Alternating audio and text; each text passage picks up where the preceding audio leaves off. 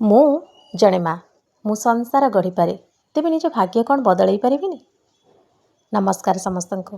ଆଜିର ମୋର ଷ୍ଟଡି ବ୍ଲଗ୍କୁ ଆପଣ ସମସ୍ତଙ୍କୁ ସ୍ୱାଗତ।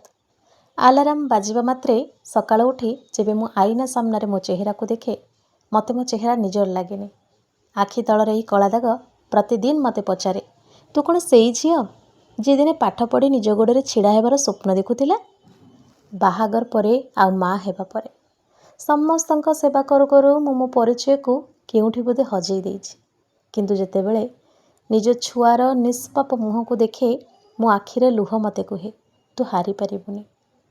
ତୋ ଛୁଆ ପାଇଁ ତତେ ପୁଣି ଥରେ ଠିଆ ହେବାକୁ ହିଁ ହେବ।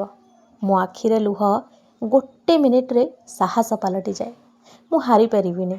ଯଦି ମୁଁ ଆଜି ନିଜ ପାଇଁ ଲଢ଼ିବି, ତେବେ ଯାଇ କାଲି ମୋ ଛୁଆ ମୋ ଠାରୁ ଶକ୍ତ ହେବା ଶିଖିବ। ଲୋକମାନେ ଭାବନ୍ତି ଘରେ ରହିଲେ କଷ୍ଟ କ'ଣ, କିନ୍ତୁ କେହି ଦେଖନ୍ତିନି ଏ ଚାରି କାନ୍ଥ ଭିତରେ ଜଣେ ମହିଳା କେମିତି ପ୍ରତି ମିନିଟ୍ରେ ନିଜ ସହ ଲଢ଼େ। ଗୋଟେ ହାତରେ କାନ୍ଦୁଥିବା ଛୁଆକୁ ସମ୍ଭାଳିବା, ଆଉ ଅନ୍ୟ ହାତରେ ଘରର ବୋଝ ବୋହିବା। ଏସବୁ ଭିତରେ ଶରୀର ପୁରା ଭାଙ୍ଗି ପଡ଼େ। ଅଣ୍ଟା ବିନ୍ଧେ, ଗୋଡ଼ ହାତ ଚଳେନି। କେବେ କେବେ ଅତି କ୍ଳାନ୍ତ ହେଇଗଲେ ଅଜାଣତରେ ଆଖିରୁ ଲୁହ ଗଡ଼ିଯାଏ। ଲାଗେ ସବୁ ଛାଡ଼ି ଦେଇ କେବଳ ଶୋଇପଡ଼ନ୍ତି କି? କିନ୍ତୁ ପର ମୁହୂର୍ତ୍ତରେ ମୋ ମନ ମୋତେ କହେ, ଏ କଷ୍ଟ ହିଁ ତୋର ପରୀକ୍ଷା।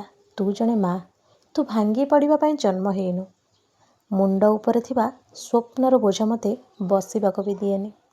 ରାତି 10ଟା ଯେତେବେଳେ ମୋ ସଂସାର ଶାନ୍ତିରେ ଶୋଇଯାଏ, ସେତେବେଳେ ମୋର ଅସଲ ପରୀକ୍ଷା ଆରମ୍ଭ ହୁଏ। ଦିନସାରାର ପରିଶ୍ରମରେ ଆଖି ପୋଡ଼େ, ବହିର ଅକ୍ଷର ଗୁଡ଼ିକ ଅସ୍ପଷ୍ଟ ହେଇଯାଏ।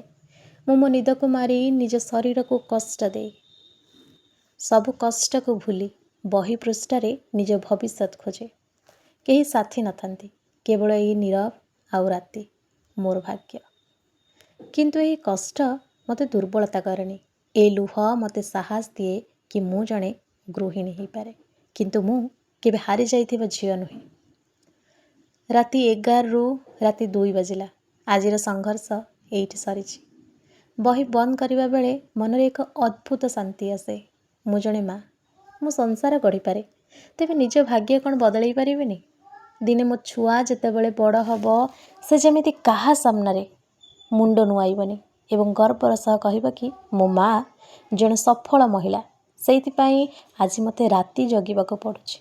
ଯଦି ଆପଣ ବି ମୋ ଭଳି ଜଣେ ମା ହେଇ ଲୁହ ଆଉ ସ୍ୱପ୍ନ ଭିତରେ ବଞ୍ଚୁଛନ୍ତି, ତେବେ ଭାଙ୍ଗି ପଡ଼ନ୍ତୁନି। ଆଜିର ଏହି ପରିଶ୍ରମ ଦିନେ ଆମକୁ ଆମର ନୂଆ ପରିଚୟ ଦେବ।